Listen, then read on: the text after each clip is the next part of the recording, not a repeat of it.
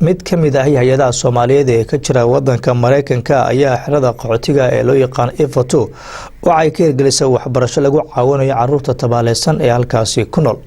Wariyahana Cabdirasaaq Sheekh Maxamed Afrika ayaa warkan dhadhaab inooga soo diray. agabkan waxbarasho ee isugu jira buugaag iyo qalimaan ayaa waxaa carruurta tabaaleysan ee ku nool xeryaha qaxootiga Dhadhaab soo gaarsiisay hay'adda Somali Bantu National Development Organization oo saldhigeedu yahay cariga Mareykanka xafiisna ku leh caasimadda Nairobi. carruurta buugaagta la soo gaarsiiyay ayaa isugu jiray carruur agoon ah iyo kuwa aan waalidkoodu aysan awoodin in ay ubadkooda u helaan qarashaad ay agabka waxbarasho ugu soo iibiyaan. Jaabir Nuurani Iftiin oo ah xoghayaha guud ee hay'adda SBND ee dalka Kenya oo TV-ga Jubbaland la hadlay ayaa waxa uu ka dhawaajiyay Jibril Nuurani Iftiin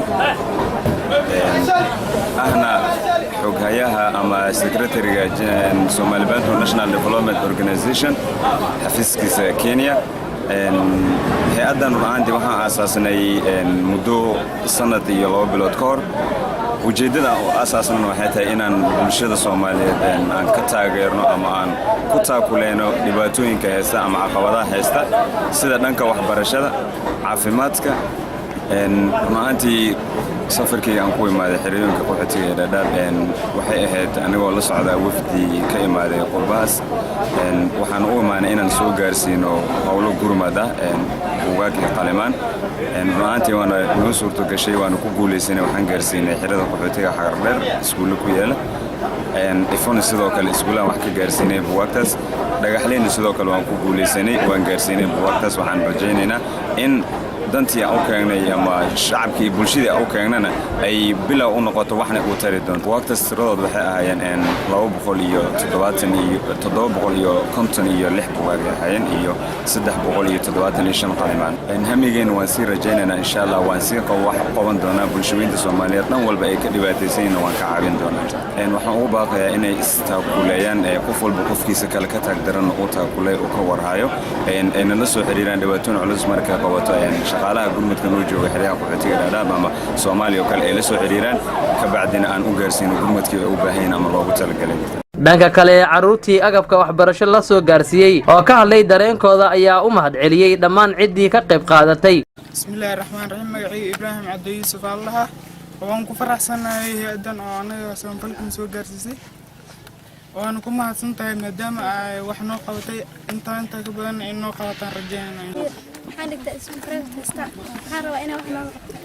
waxaan private kaana waa idlis xaddana waa qowduna imaad 10 qodobin ma hadeenaa sababta waxaan ku dhiganaysiin magacay waa leeyahay anoo ku nool Evato intii private wani odagtaan korsiyaal iyo buugtaal dadabaan intii safaantii private nani dhis korsiyaal maqam oo ka fadhiyaan intii private wani ka soo roobo ko meel shirkad ka daan leh saas faraxsanahay maanta hay'adda oo STNDO law oo soo daaday buugaga ee qalimaan oo keentay maanta. waxaan ka codsanayaa inay tan wax ka badan ay noo qabato sida aan ka rajaynayno. waxaan dhahlahay in oo barfadka waa naga helisay inay noo dhistaan ay noo hagaajiyaan wax kasta ay noo qabtaan ayaan u baahanahay.